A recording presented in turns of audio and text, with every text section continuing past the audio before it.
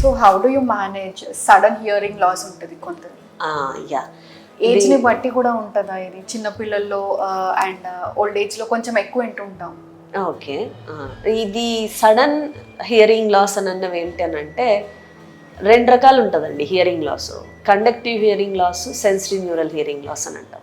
Sudden hearing loss usually sensory neural hearing loss అని అంటాం. Sudden sensory neural hearing loss అని ఒక entity ఉంటుంది. అది ఏజ్తో సంబంధం లేదు, ఎవరికైనా రావచ్చు. దానికి రీజన్ యూజువల్లీ పెద్ద శబ్దాలకు ఎక్స్పోజ్ అవ్వడం వల్ల కానీ, ఏదైనా పోస్ట్ ఇన్ఫెక్షన్స్ వల్ల కానీ, లేకపోతే కొన్ని మెడికేషన్ ఓటోటాక్సిక్ డ్రగ్స్ ఉంటాయి కొన్ని, అంటే చెవుకి పడని మందులు ఉంటాయి అన్నమాట. ఇవి వాడినప్పుడు కానీ సడన్గా వినికిడన్న తగ్గచ్చు. అంటే అప్పటికప్పుడు పోవచ్చు, ఆర్ విత్ ఇన్ 72 hours, ఒక 3 రోజుల్లో నిదానంగా వినికిడన్నది దాదాపు ఒక 70 decibels కన్నా ఇంకా ప్రాబ్లం రావచ్చు అన్నమాట. అంటే నార్మల్ ఏంటంటే 10 to 20 ఉంటుంది మనకి హియరింగ్ లెవెల్ అనేది. అదే 70 decibels దాకా కూడా వెళ్ళే ఛాన్స్ ఉంటుంది, తగ్గిపోవచ్చు సడన్ గా.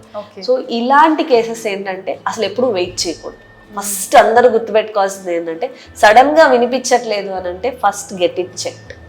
Because sudden sensory neural hearing loss కి ఆ ఇనీషియల్ 72 hours అన్న పీరియడ్ చాలా ఇంపార్టెంట్.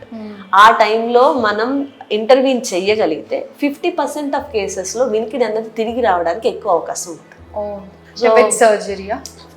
సో ట్రీట్మెంట్ ప్లాన్ ఎట్లా ఉంటుంది అని అంటే మనకి వీటికి ఫస్ట్గా హిస్టరీ, ఫస్ట్ పేషెంట్కి ఏమైనా ఫీవర్ వచ్చిందా కనుక్కుంటాం, ఏమైనా మెడిసిన్స్ ఏమైనా వాడుతున్నారా, నెక్స్ట్ పెద్ద శబ్దాలకు ఏమైనా ఎక్స్పోజ్ అయ్యారా, అది చూసుకొని ఒకసారి అసలు ఇయర్ డ్రమ్ స్టేటస్ ఏంటి అండ్ ఎంత హియరింగ్ లాస్ ఉన్నదానికి ప్యూటోన్ ఆడియోమెట్రీ టెస్ట్ అన్నది చేస్తాం.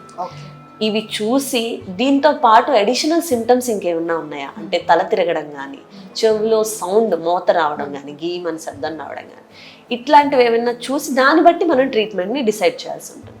చాలా కేసెస్లో ఇనీషియల్గా మనం స్టార్ట్ చేసేది ఏంటి అని అంటే ఓరల్ స్టిరాయిడ్స్ ఇవ్వడం. చాలా మందికి స్టిరాయిడ్స్ అనగానే చాలా సైడ్ ఎఫెక్ట్స్ ఉంటాయని అపోహలు ఉంటాయి. బట్ ఈ సడన్ సెన్సరీ న్యూరల్ హియరింగ్ లాసెస్లో they play major role in curing the patient. So sudden sensory neural కేసెస్లో ఓరల్ స్టిరాయిడ్స్ అంటాం, నోటి ద్వారా స్టిరాయిడ్స్ టాబ్లెట్స్ ఫామ్స్లో కానీ, లేదంటే షుగర్ లాంటి ఉన్న కేసెస్లో అన్కంట్రోల్ షుగర్స్ ఉన్నప్పుడు స్టిరాయిడ్స్ ఇవ్వం మనం. ఓరల్ స్టిరాయిడ్స్ వల్ల ఇంకా ఛాన్సెస్ ఉంటాయి.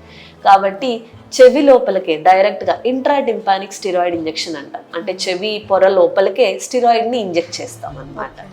సో ఓరల్ టాబ్లెట్ పని చేయని వాళ్ళకైనా కానీ ఇంజెక్షన్స్ ఇస్తాం.